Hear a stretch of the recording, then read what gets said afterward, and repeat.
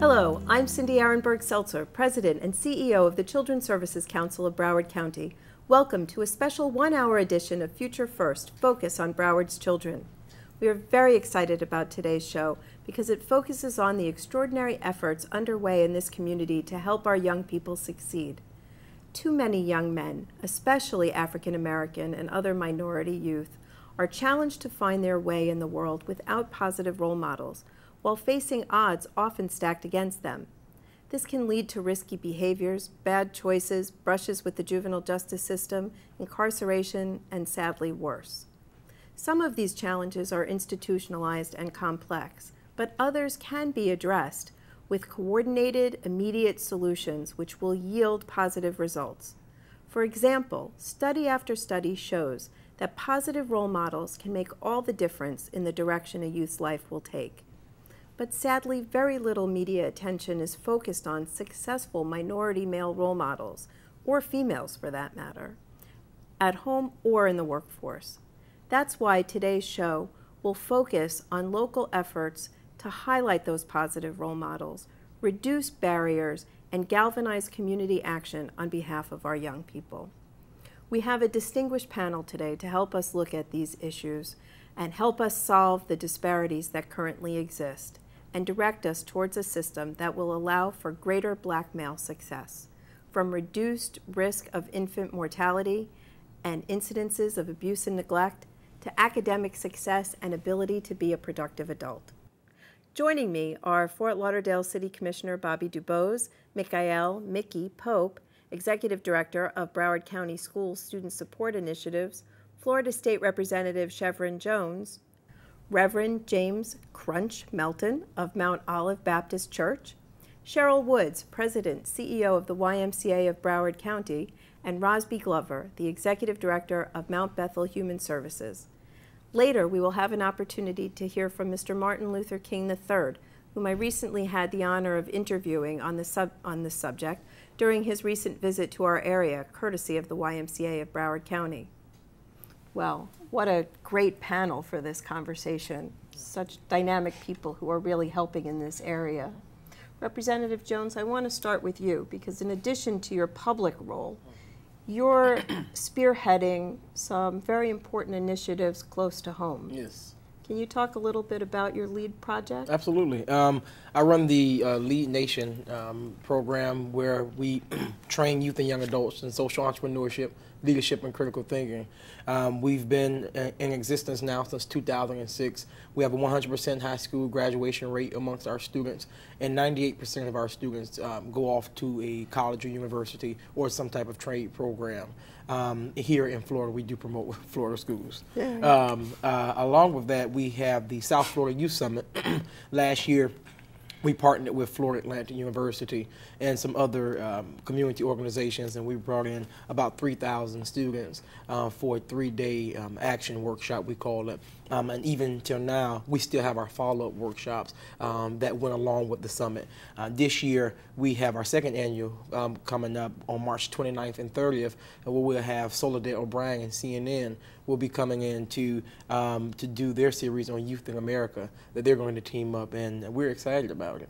Now, some of that involves youth helping youth, right? Absolutely. Young people reaching back. Right. Yes. And we train our students in peer-to-peer mentorship because every day these students or youth, they're with each other. So we believe the best way to do that is to show them how to go back out into their community, schools, and their churches, and what so have you, and how to be able to be agents of change amongst their peers.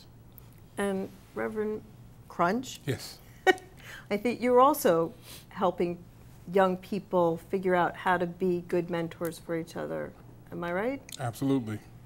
I'm working between Mount Olive Baptist Church and MODCO, Community Development Organization. I have a chance to work with young people in the church and in the community. And as Representative Jones was just saying, the student leadership piece is extremely important for us. So young people are trained in our programs and ministries to do everything. So they preach and teach and they plan and they do outreach and they do everything because, as he just mentioned, we found that peer-to-peer is far more powerful than adult-to-peer. And so we try to do programs and activities that stretch young people, that take them outside their comfort zone, and that reward them with experiences of a lifetime. And I don't know if it gives me an opportunity to brag. Or, Absolutely, please. Or I can just casually mention. But last week we took a busload of teenagers to the inauguration. And it was and we went 4 years ago. And I said I wasn't going this time. I said we're not going this time. And as we approached, I just saw it as an opportunity we could not pass up. So we took our entire travel budget for 2013 and put it into one activity in January to take these young people to D.C. And I tried to capture for my own benefit what was going on in their minds and in their hearts, but it was overwhelming. To be on the mall during the ceremony, to be at the parade and be less than 10 feet away from the president and Michelle, it was just more than we ever imagined. And I know that that experience is going to be with them for a lifetime. We've had an opportunity at CSC to fund some trips of a lifetime for children aging out of the foster care system. And I know what an impact it's had on them. I can only imagine for these young people what a life-changing experience that'll be. Yes.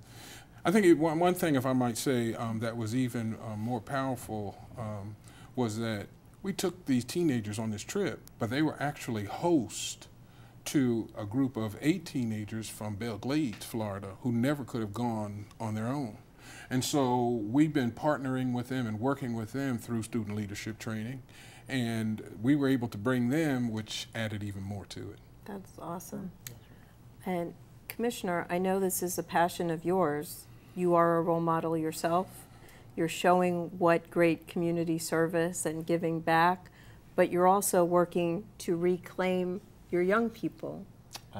Absolutely. As I hear the discussion, it really takes me back to my youth, because I am that child. I'm all of that you, the two of you have explained and what we heard.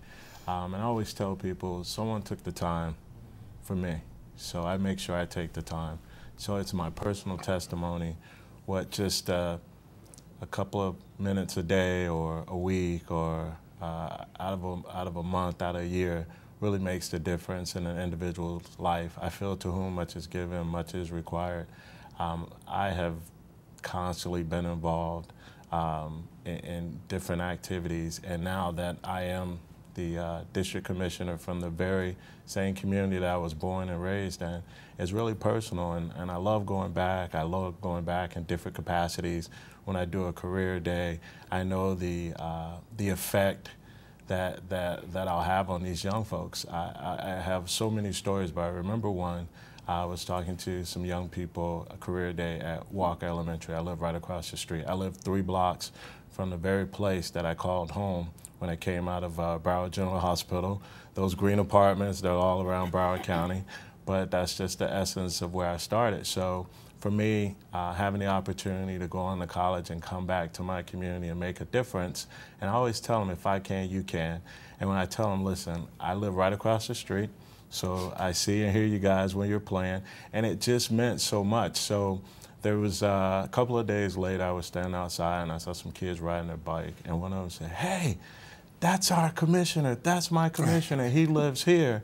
And to me, it just really took me back to when I was a little kid. And you hear the stories of, you know, back in the day, you had someone that was a lawyer and a doctor and a lawman and an electrician. They all lived in the same community. So it didn't matter if you had both parents or you had one parent, you had the exposure, you had someone who showed you.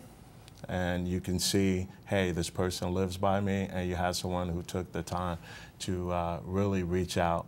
So it is my testimony. I am that child, and I'm here, so it delights me I can't even explain how I feel when I'm able to really give back. And it's nothing that's based on the statistics. I'm living proof of what mentoring and reaching out and engaging makes a difference. Because I always tell people, listen, we're only as strong as our weakest link, and we can't be a world-class city country, nation, unless we're all strong and we're all strengthened. So this topic really does speak to me. I constantly give back. I still have mentees. I do have mentors. I think they're important. When you're a mentor, I think it's good that you have mentors as well, because it's a chain. It continues to link, because sometimes I'm able to draw from my mentors to help my mentees, and we continue to build on that foundation.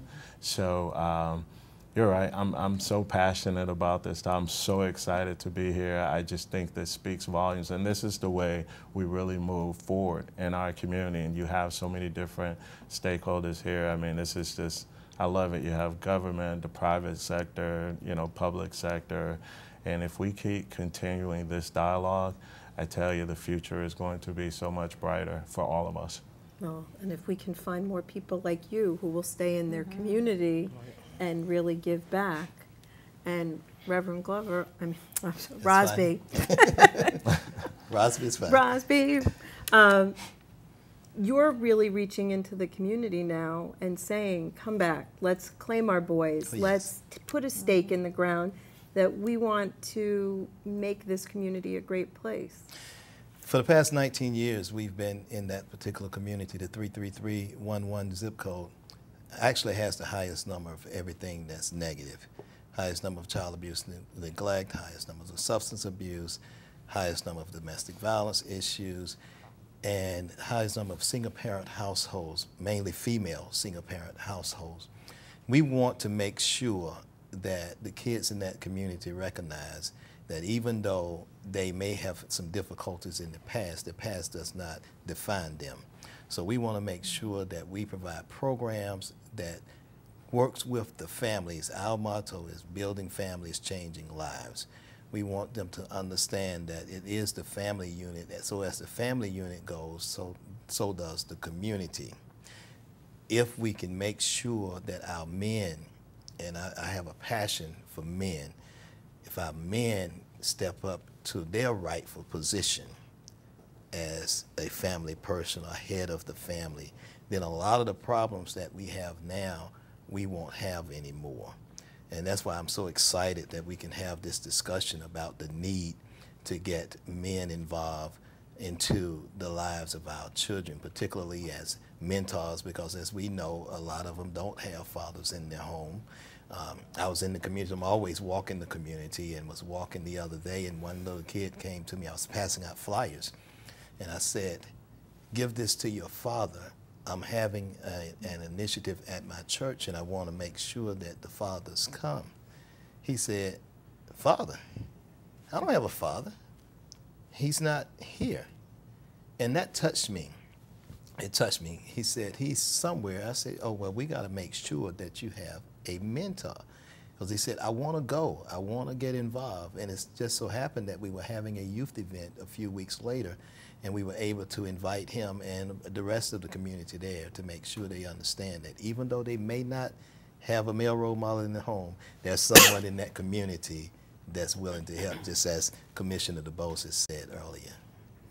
Yeah, it's so vital. And you men make such great role models, and I hope that any of the young people out there will be inspired, and maybe some other men who have not stepped up to the plate yet to reach back will take advantage and get involved through your organizations or just through Next Door. Mickey, I want to bring you in to this as well. And Sheryl, I haven't forgotten about you. We just have a big panel today. The school system has been recognizing some of the challenges. I talked a little bit in the opening about those institutionalized challenges. We have to recognize these children live in a context, in a big world, and there's so much that can be done through role modeling, but we also have to look at breaking down those institutional barriers. And Mr. Runcie, our superintendent, has tasked you with a pretty big job now, breaking down all the barriers all by yourself. Good luck with that.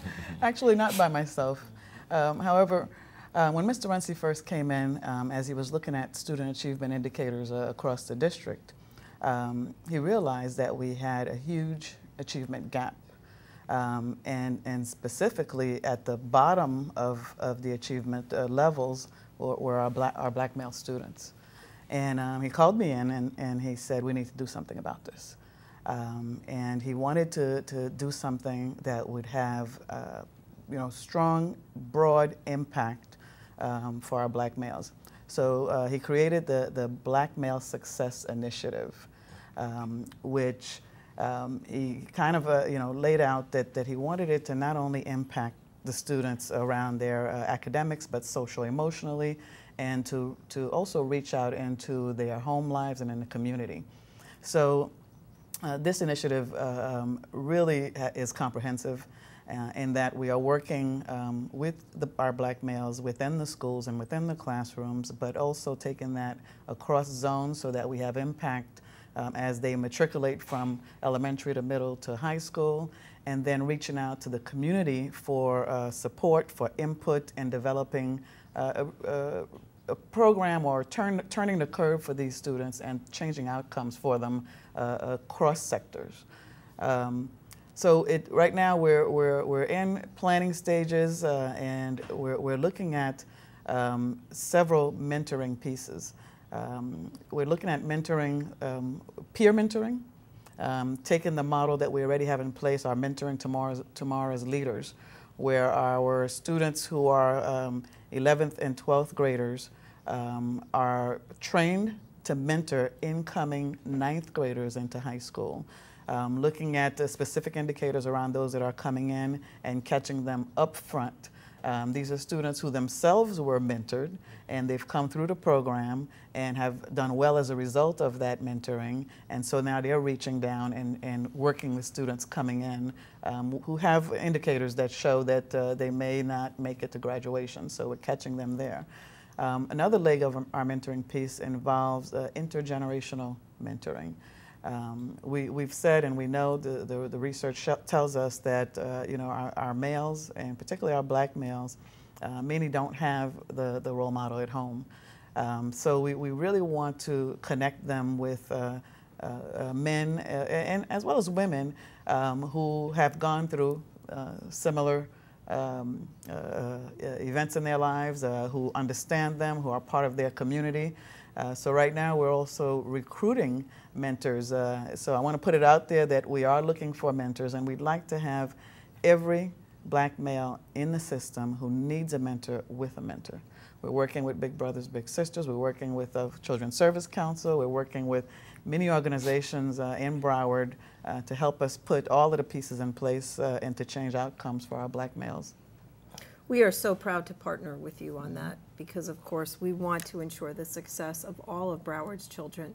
We cannot leave the black males behind. Mm-hmm. It's not possible. Mm-hmm. And so we love partnering with you on that and also providing that bridge to the nonprofit community. See, Sheryl, I told you I'd get you in here. That's right. Because the nonprofits are going to be a critical part of that as they reach out into the homes. And you are doing great after-school programming. You're one of our stellar after-school programs, and I'd love to hear you talk a little bit about what happens in after-school programming in the Y in general. You bet. I mean, obviously, we wouldn't have the opportunity to do the good work that we do if it weren't for the Children's Services Council. So Cindy, for all the good work that you do out there to make this happen, for all of the providers of after-school program, because we know that our role is really to support what's going on in each of those child's lives. So whether it's during the school day, Mickey, and all the good work academically that the school district's pushing for, how does an after-school program support that and reinforce some of that behavior? When you look at our city governments and all of the great mentors that we have there, that we can bring community into our after-school program and teach and to show and to share some of the good leadership. And then all of our faith-based organizations. I mean, look at the good work that we're doing there. So, the role of the Y's after-school program is kind of how do we connect all those dots so that during what we call some of the most critical times in a child's life is that time from after school until about 6 o'clock in the evening. How do we really wrap our arms around the good work that's already going on? How do we reinforce the academic work that's being done every day? How do we, through our counselors, many of whom may be the role models that our children might not have at home, they will get through our after-school program and our counselors with that. Being able to have safe conversations between our staff and the children so that we can really dig deep into those kids' lives and understand, okay, what can we do to really help provide that support to you? And again, we love it. The Y's been in the child care business, the largest really provider of child care in the country, not just across Broward County, but we know how important that is. And something I think even more special is we have a way of bringing families into those children's lives. You know, the Y is pretty passionate about family life, and so we kind of force that where parents have to be involved in their child's after-school programs. So, but again, none of that would be possible if we didn't have commitment like Children's Services Council that puts a stake in the ground and says, we're going to do this, and we're going to do it right, and we're going to make it happen. So thank you for giving us the opportunity. I appreciate that. You've also recently stepped forward in a way that was really interesting around Martin Luther King's birthday celebration. You brought in his son, Martin Luther King III.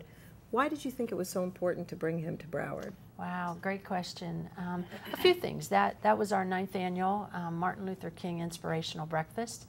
And we, every year, find it very important to bring awareness, community support and awareness to the legacy that Dr. King brought to us.